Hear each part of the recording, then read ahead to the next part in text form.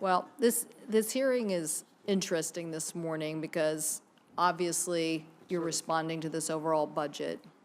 And many of my colleagues have, different viewpoints on the president's proposed budget. And you, as a skillful ex-governor, now Secretary of Energy, are coming here and basically telling us, don't worry, I get it. Like, you guys are going to write a budget and you're going to have your day. I guess the challenge with all of that is that I think we live in a new world where getting consensus is the best way to move forward. I didn't coin that, somebody else did. Basically, that in an economy where there's so much innovation and information, those people move ahead where they get around a table and get consensus around that science and information. The reason why I'm asking you that is because when the people out at Hanford did the budget and said this is what it takes to comply with the tri-party agreement, they came up with numbers that then the administration is ignoring.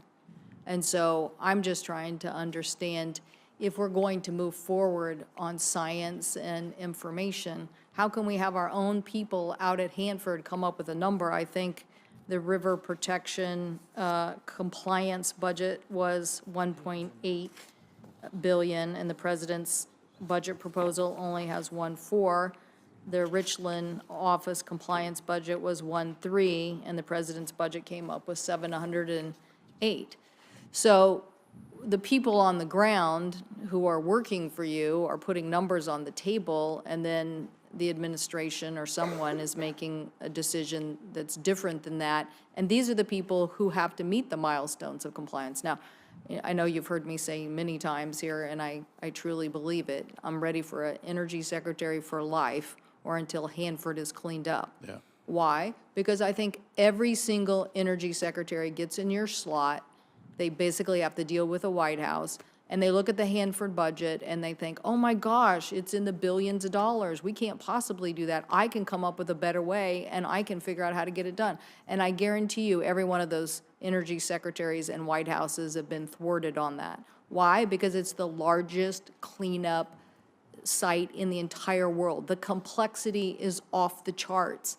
But that is what it's going to take to live up to our responsibility, having people scrub the numbers in the local community and submit them. And so I'm just asking kind of the same question a lot of my colleagues are asking, is like, how do we get around a table and get consensus on numbers that we all believe in, as opposed to this continued, back and forth? And I get it. I get what you're saying.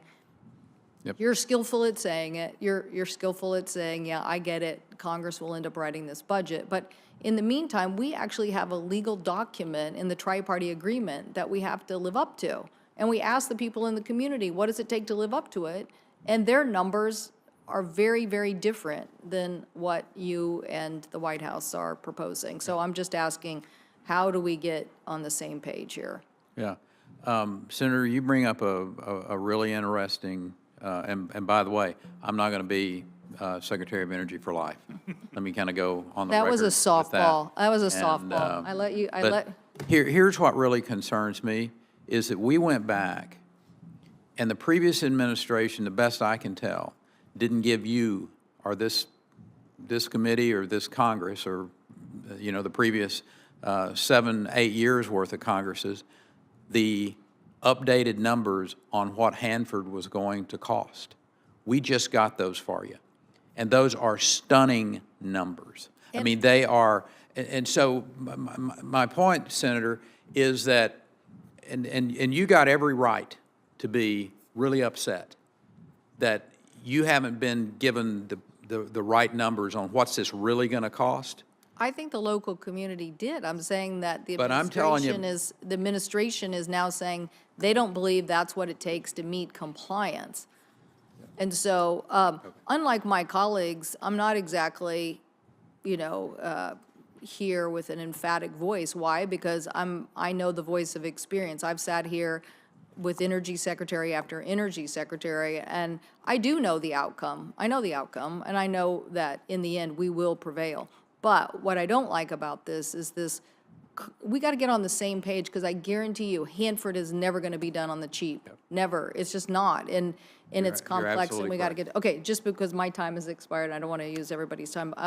On the quantum issue, if you could just think about this. Obviously, the Chinese competition is so great. We, I think, authorized 1.2 billion. Your budget has money for one center. We were just out in Seattle with some of your team on a conference on this. And the one thing that struck me is that if you want to keep competitive, there's various aspects of quantum. There's the chemistry side, there's the algorithm side, there's material side. So I'm just saying, I don't know if you can do our competitive aspect on quantum with just one center of excellence. And I hope, as this committee envisioned, we'd have many centers of excellence that DOE would think about that and go back to what it's going to take for us to catch up on this I think you're issue. correct, Senator, and let's spend Thank some you. time talking Thank you. about Thank you.